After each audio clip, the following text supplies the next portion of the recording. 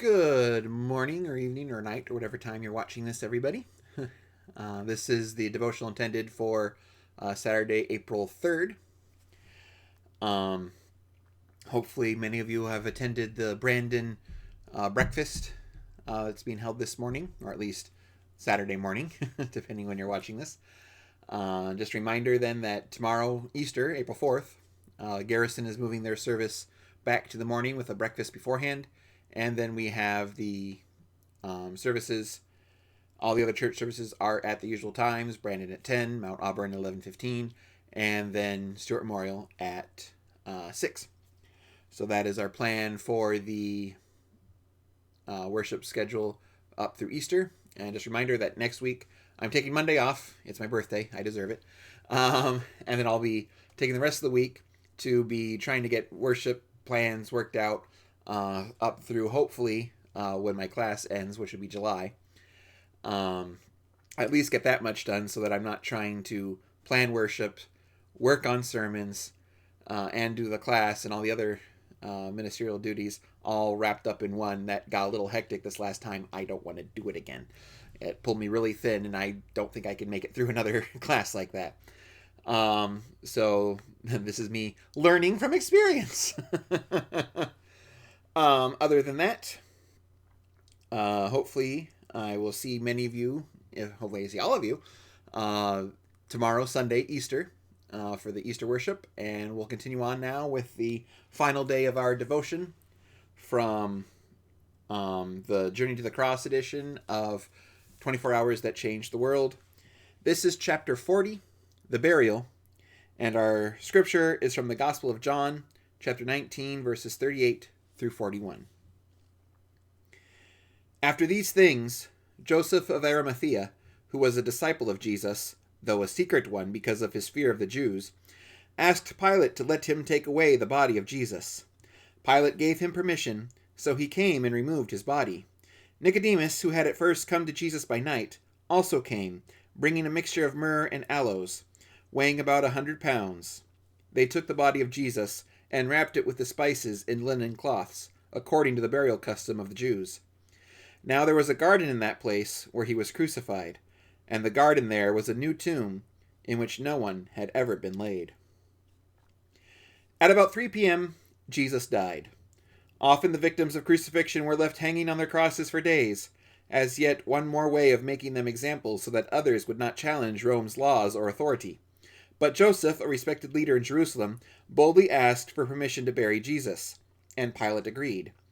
Matthew tells us that Joseph laid Jesus to rest in his own tomb, newly hewn from the soft Jerusalem limestone. John tells us that this tomb was in a garden. The burial and subsequent resurrection of Jesus points to yet another way of understanding the mission of Jesus as he died on the cross. On the cross, Jesus took all the evil that human beings could muster. He was persecuted by the righteous and was tortured by the powerful. He was crucified unjustly, and finally, he died. On that Friday afternoon, evil, sin, and death seemed to be victorious. Jesus would simply be one more in a long line of innocent and good men and women who had been unfairly killed. The cross was a sign of injustice, jealousy, hatred, bigotry, abuse of power, and every other kind of sin. And on that day, the forces of evil and sin defeated God and goodness and righteousness and life. Death, the great enemy that had reigned since Adam and Eve first turned away from God, had once more proven the victor. All that was left was Jesus' followers was grief, disillusionment, and despair. Yet this was not the end of the story. The creed resounds with these powerful words: on the third day, he rose from the dead. Christians look at that terrible day when Christ died and call it Good Friday because we see it through the lens of the resurrection. We know the rest of the story. We know that in the end, Jesus would dance on the head of death. We know that sin and evil and injustice and all the powers of hell were defeated on the cross and in the resurrection. At Jesus' burial, the forces of darkness seemed to have won, but on the third day, a different victory would come. In our own lives, the forces of darkness often seem to hold the upper hand, but we remember that on the cross and at the resurrection, Christ defeated evil and even death.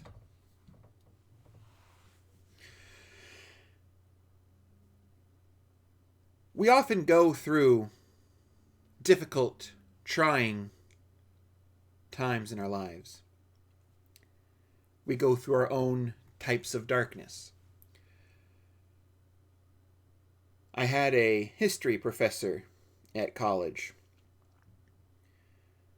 who was one of the most laid-back professors. He was notorious for assigning, you have to read 600,000 pages in an hour. That's an exaggeration, obviously, but he was notorious for assigning massive amounts of reading.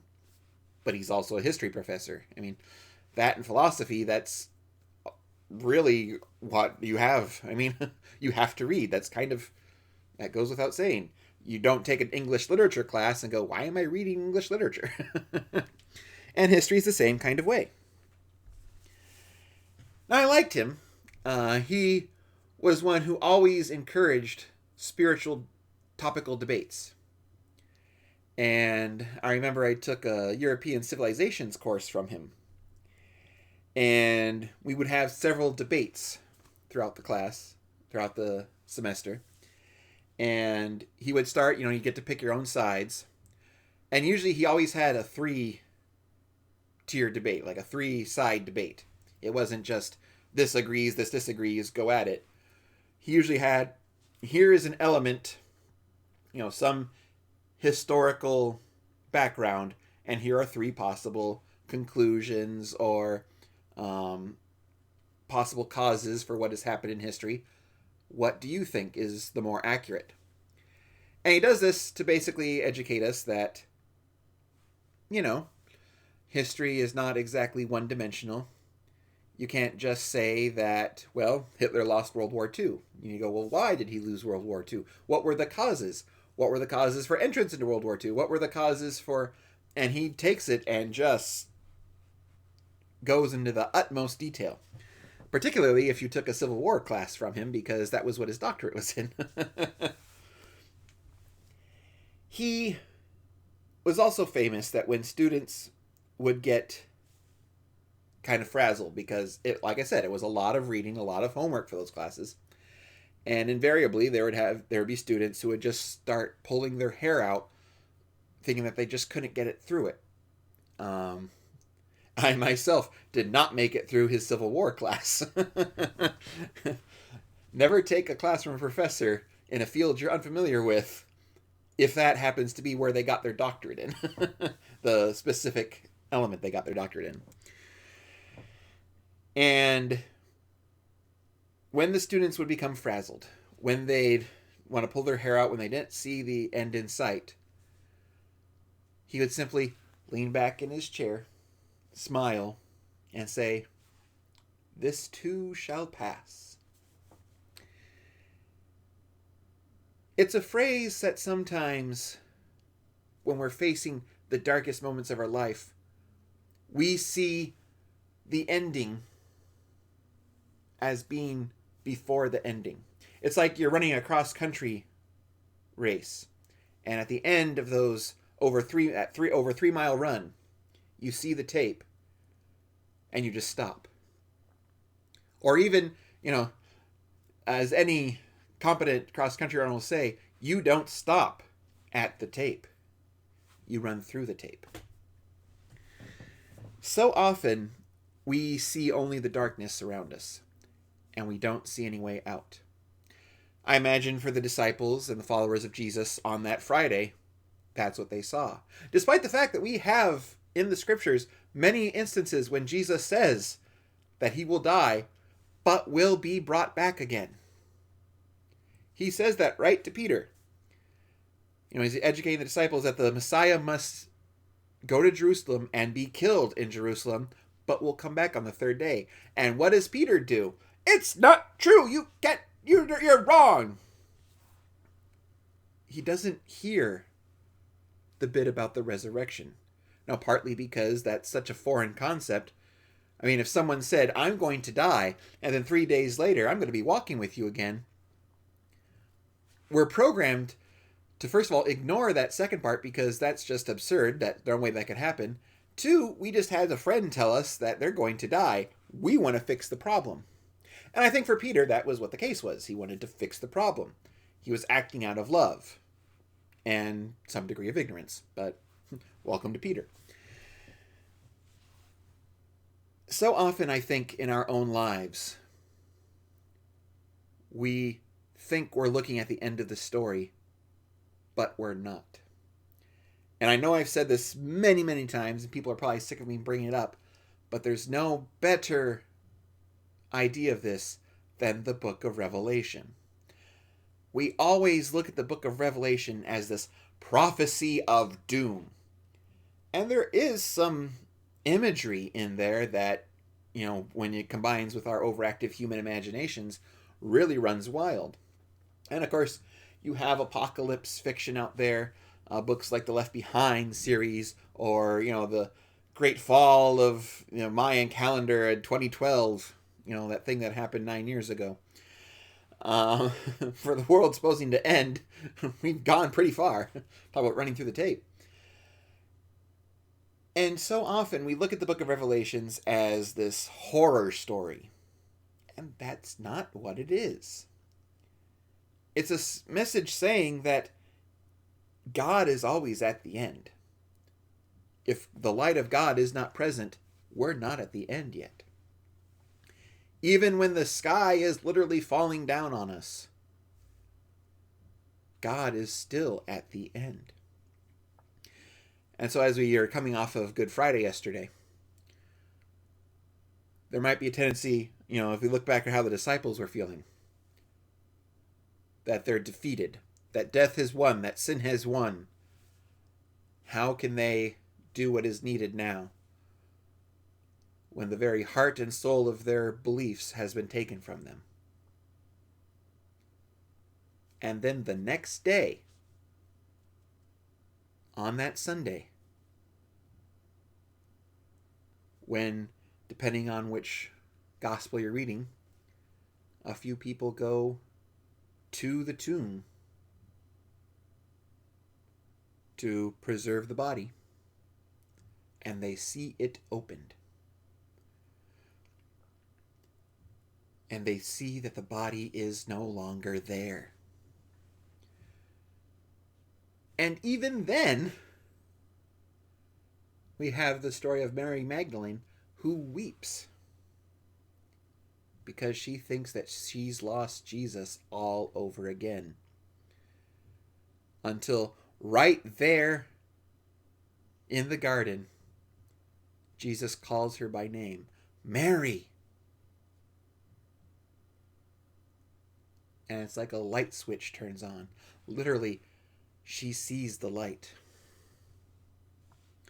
And all the thoughts of the horror and darkness of that Friday melt away into unimaginable joy.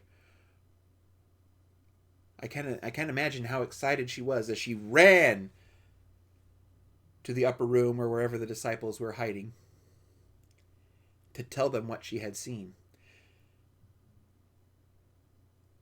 Sometimes in our life, we're in that Saturday. The bad things have happened. We're not sure how we're going to come out the other end. There's darkness, and we feel trapped. Sometimes we're even in that Friday.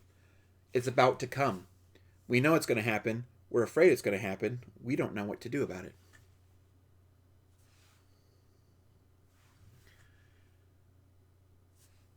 And in our fear, we only see the darkness. So sometimes when we're trapped in those Saturdays between Good Friday and Easter, remember the ending isn't written yet. Remember that all the darkness we are facing, this too shall pass. Friday and Saturday give way to Easter Sunday and the joy of that resurrection.